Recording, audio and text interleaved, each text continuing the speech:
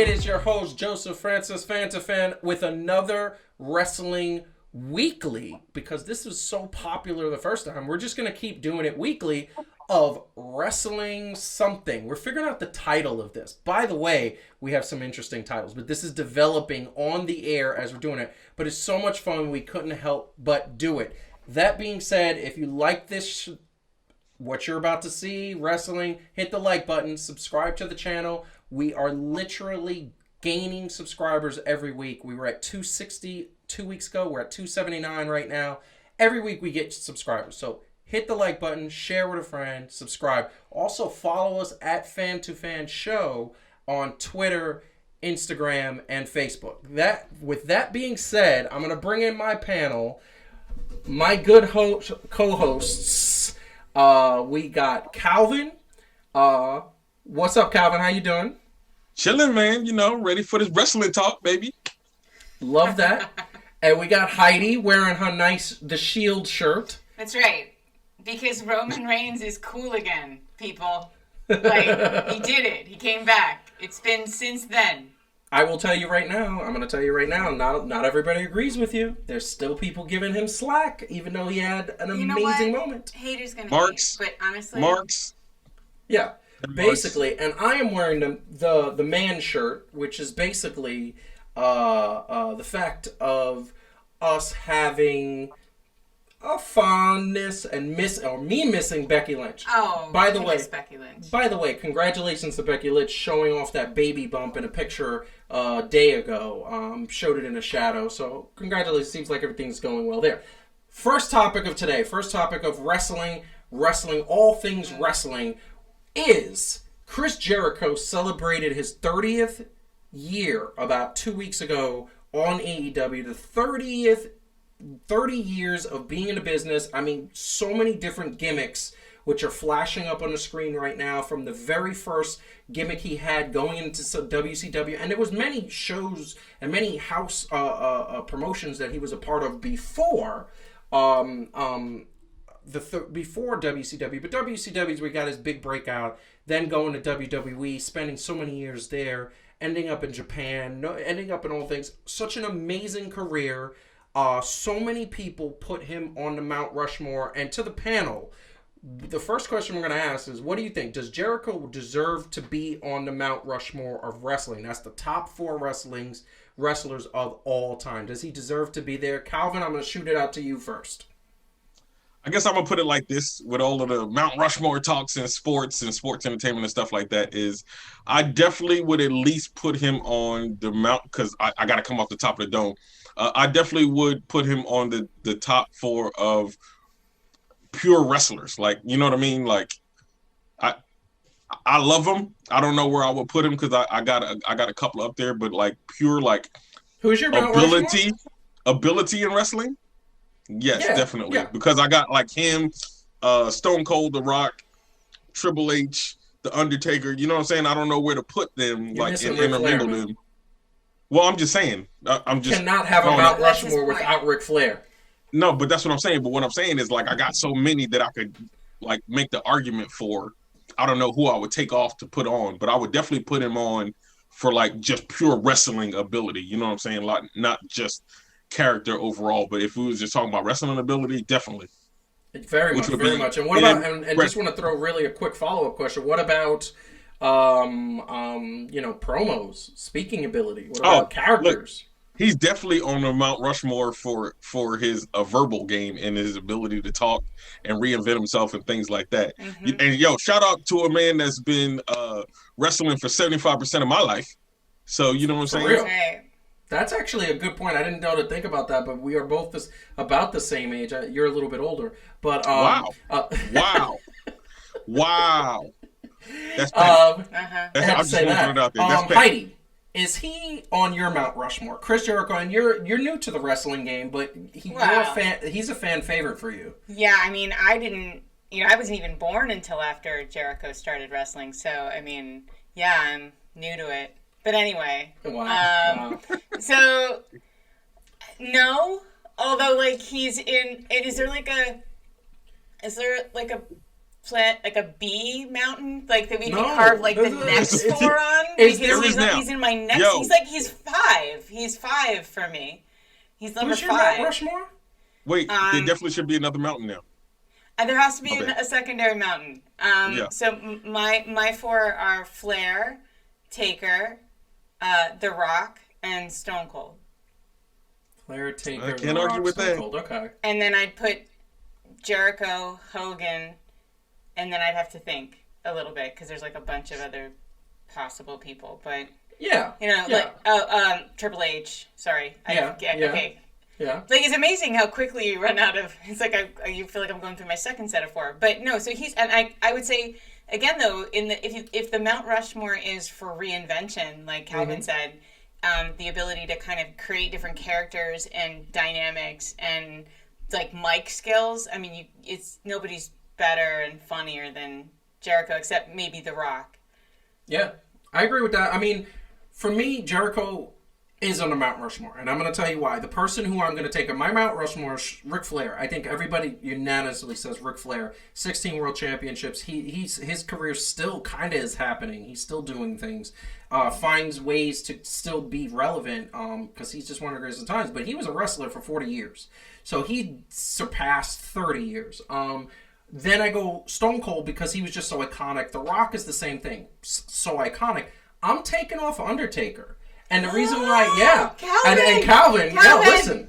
listen. Calvin! I'm taking off Undertaker. I'm coming! I have no words. Listen, I'm experiencing pain down my left arm. It's That was stinging me earlier right now. this week. Oh my God, I'm so I wanna say here's my reasoning.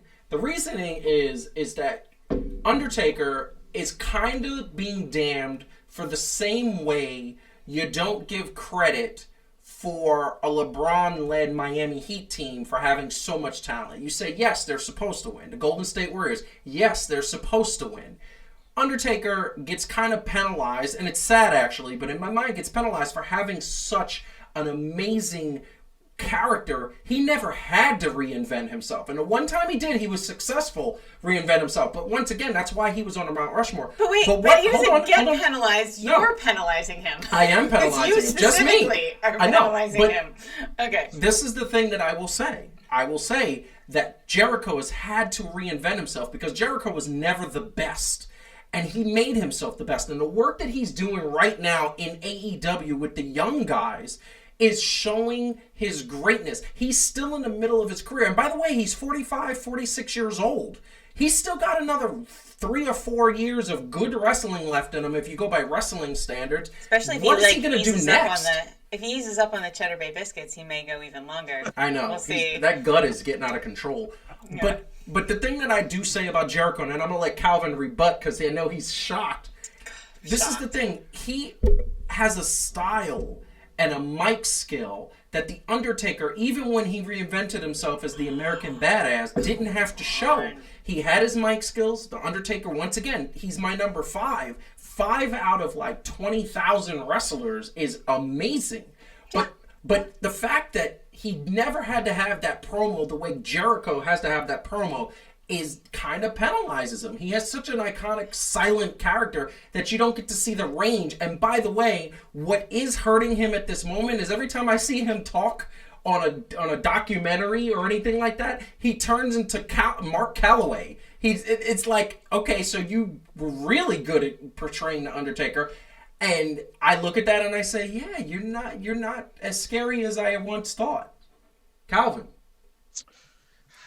All right. So here's what I'm gonna say, and there's nothing against Chris Jericho, but my case for the Undertaker, since you came after my boy, right, is you got to think about how much with all the weapons that he does have. Yes. Think about how much talent it takes to do none of it. That's right. Fair. You have like a good he had point there. He had to come in for the first couple of years and be stoic and stiff and not react, right, and not do whatever, and let that kind of tell a story. Yes. Yo, he was legitimately scary. I know. I was with Like, you. I was scared of him. I thought he was really dead. Arguably, if you're going to say Stone Cold was so iconic, who also didn't evolve, right? I mean, he did also evolve. was. I mean, but he was. He went Stone, through iterations. Yeah, but does anyone now like he's a host. Does anyone like the other? Well, not now, but like, does anyone like the other iterations of Steve Austin other than Stone Cold Steve Austin? Right. So, like, no, not really. That's the one, right? And like, Taker had an amazing character. No, but I think Stone Cold. I think Stone Cold was more iconic than the Undertaker, ever so slightly. I think that was sure, yeah, but like. Again, that's like splitting hairs at that point. It's like we have to move on because we only have, this is the quick point of the wrestling extra point is that it's quick, straight to the point. I want to say once again, if you haven't hit the like button, I know. If you haven't hit the like button and subscribe. Also comment below. We want to hear your comments to what we're talking about.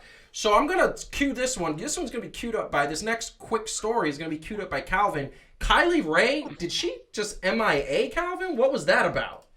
You know, I watch like everybody. I kind of watch, well, maybe not everybody, but I watch all the brands, and they were building up pretty nicely for her once she moved to TNA and had a good character, and she did this #1 contender thing. And yeah, like the day before, I believe that she was supposed to fight for the title against Deonna Purrazzo, another NXT person.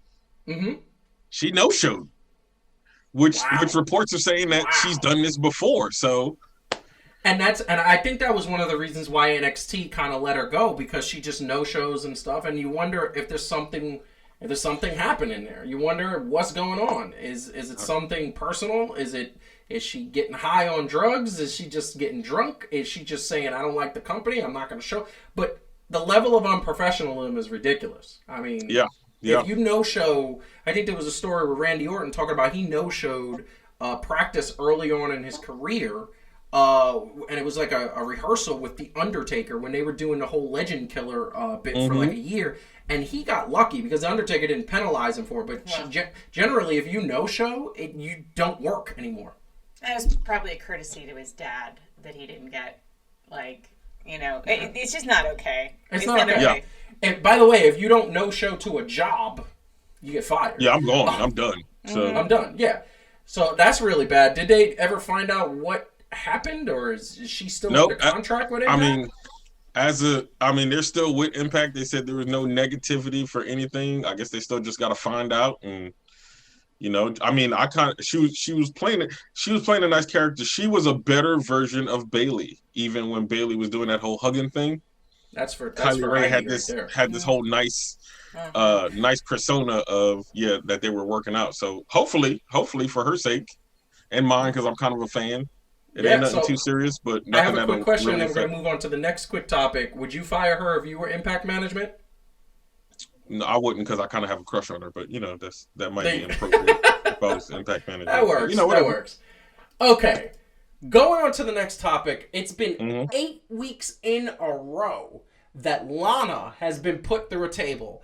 And I think that so many people said, wow, this is unprecedented. It's actually never happened in the history of the wrestling business. In the 100-some-odd years, a person who's never put through a table 8 years in a row. Her husband going on Twitter recently and saying, this just proves how tough Lana is. She should get a big push. However, that begs the question, is this WWE being WWE and being petty that her husband went to AEW? I'll pose it to Heidi first. Do you think this is WWE pettiness happening? I mean, do I think Vince went down to the writer's room and said, put Lana through a table 12 times? I don't. But do I think the writer's room likes to anticipate what Vince likes and give it to him? Yeah, I do. And so I think there's a good chance that people thought, Vince will get a kick out of this. And he probably is getting a kick out of it. Because they keep doing it. And you see that. I mean, you see anytime someone, it turns out, was getting ready to leave WWE or, has ticked off the establishment in some way, like they suddenly get crapped on, like, in their stories, right? And we saw that with Bret Hart many years ago. Yeah, I mean, it happened to Rusev. It happened to Kurt Angle for a while. John Moxley. Not John Moxley. So it's just not surprising. You would think that pettiness wouldn't come from a WWE. You would think that if you own a billion-dollar company, you would not be petty. Success wouldn't come from pettiness, but it seems to work. But I think, again, it's like, do the writers think Vince is going to enjoy it? I think that's probably more what it is. I don't necessarily think Vince asked for this, but he wouldn't stop it. That makes sense. Calvin, what do you think? Here's what I would say to that point. I am broke and petty now, and if I got $1 billion, I would just be a petty billionaire. Let's just be real. Petty comes across all types of financial situations. I do kind of think that it's petty, but there's a part of me, the wrestling fan of me, that's kind of looking like it wouldn't put it past me for them to do this as a build-up for her, right? Like kind of playing her character down. Because, I mean, they did that, but they also let her get the title opportunity versus Asuka, although she lost. And they put her in the Royal Rumble match. You know what I'm saying? Like, they could have just did her like Kurt Hawkins and had her lose 252 matches in a row. Oh, you know what I mean? And have a 15-year or whatever in the history of wrestling. You know what I mean? So in a way, I'm kind of like, it may be like it could be both, right? Like they're like, yo, we're gonna give you a push, but first we're gonna be petty AF. Listen, my problem is if you're being petty to build her up, and I'm going to say this, and we're going to move on to the last topic of this wrestling extra point.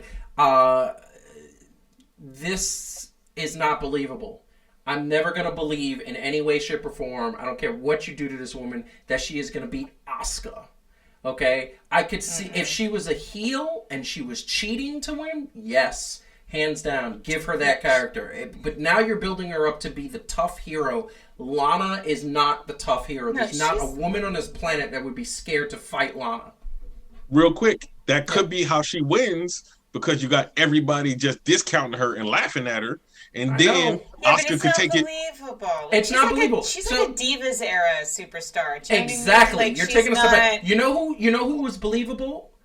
Rey Mysterio was believable. When they had him be the underdog, the little guy, and he beat, I believe it was JBL first. Either him or Undertaker. It was one of those big dudes, and he beat him for the title. I believed that, because he's a tough son of a, and he's scrappy. Lana's she belongs in the Bella era. Like divas. Here's a thought. When WWE want to do something, do they really care if they're going to piss you off or not? No, absolutely. That's all I'm saying. You're 100% That's all I'm saying. Or how believable it is? No. Yeah, hey, that's all I'm saying. That's true. Last topic of this Wrestling Extra Point, and I will tell you this is very interesting. This past Sunday, Hell in a Cell. Everybody said Hell in a Cell was amazing. So we're going to do a quick best and worst.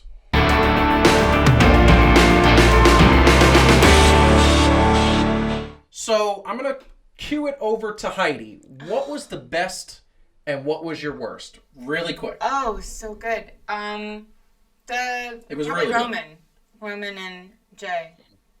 Which ended up being Roman and the Usos. Roman and the Usos, and how it ended, that was really amazing. Yeah. And your worst? I didn't think it, anything involving Elias. That is true. Calvin, what is your best and your worst? Best would be the Usos, although I like to go co-best because I love Randy Orton and I love the fact that he won the title. So big ups 14 times. Coming for you, John Cena. You know what I'm saying? Anyway. He really should. He really deserves to get at least tie him. I think he should tie Ric Flair. I think he's going to be the one to tie him. I don't know if they'll give it to him and break him, but. And what was your worst? You might not agree with it, but Tucker and Otis and The Miz and that, whatever that was. Yeah. Whatever that was. Like, first of all, we don't think that he should have put something on Otis, and maybe it could have went that he went for a mid-card, right? Like, I could kind of see that, but then, like you did him, like you did not Wade Barrett, but Baron Corbin. Yeah. Like, if you're gonna give them the thing, don't make an example out of them. Let them do something. It's true. Although it was nice seeing Farouk though. I threw out that the People's Court was nice. Oh yeah, now that part was nice, but I just mean the whole execution. No, of he's not good. Farouk was always good. I'm gonna tell you my best. I agree with you. Roman Reigns, the Usos, I think they got something so amazing that's happening there. I think Roman Reigns is going to be the best heel since Triple H. I don't think anybody has come close. I think Seth Rollins had a little run of being, but he was always the whiny heel. He was always when he had his voice. When he had the powers that be or whatever behind him, he was always like, "Oh, they got to save me in order to do it." I'm going to tell you right now, Triple H was always like the guy who you gave him evolution, you gave him DX, you gave him all these, because he was such a leader. Roman Reigns, especially if they continue down this sort of mafia godfather type heel, he's going to be amazing. I thought that was the best. I think it continues to be the best. Mm-hmm. I think the worst thing that happened for me is how in God's green ass do you have a Hell in a Cell pay-per-view right around Halloween, and where in the was The Fiend? What the hell? I didn't understand it. I understood the next day you were going to have him like attack Randy Orton, but that pay-per-view should have ended with Randy Orton the same way the Raw showed The Fiend kind of looking at him, that he should have dropped the lights, and Randy Orton shouldn't have had more than 10 seconds to celebrate that belt win, because we know the history. I love that they're doing the history, that they're teasing that, and The Fiend and Randy Orton getting a shot, but the fact that The Fiend was not at a Hell in a Cell pay-per-view and a chance to redeem the travesty that happened last year where they stopped a Hell in a Cell match because it was too brutal. What in God's green ass happens there? That was my worst. I couldn't stand it. I was very upset about that. We watched it. I told her, and it was bad. Any comments on that before we go? Because we do have a show to do. No, I mean, I think you're spot on. You're damn right. Love it. So, man of 1,004 holds, 1,001 holds. That makes sense. Congratulations, Chris Jericho. That makes sense. Want to tell everybody, thank you for watching this Exit Point. Leave a comment below about any of the topics we just discussed. Like the video, subscribe to the channel. We will be doing this weekly now because it's very popular in the first one, so we love doing it. We love talking about wrestling. This is where you're going to go to see wrestling, and in the next couple of weeks, it's going to take form of how it's going to be. We love you all. Have a good day. Talk to you soon.